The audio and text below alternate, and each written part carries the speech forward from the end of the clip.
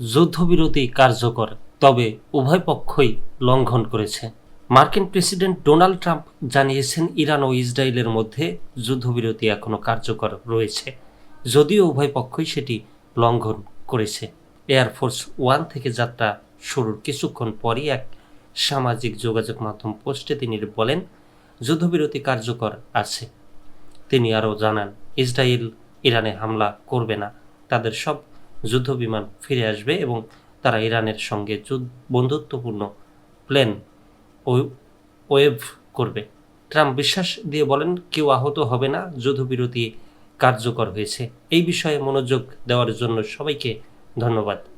তবে যুদ্ধবিরতির পরপরই ইরান ও ইসরায়েল উভয় দেশের কিছু পদক্ষেপে অসন্তোষ প্রকাশ করেন ট্রাম্প।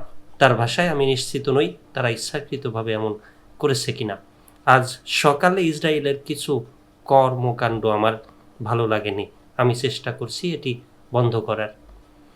তিনি আরও বলেন, ইরান কখনোই তার পরমাণু সক্ষমতা পুনর্গঠন করতে পারবে না।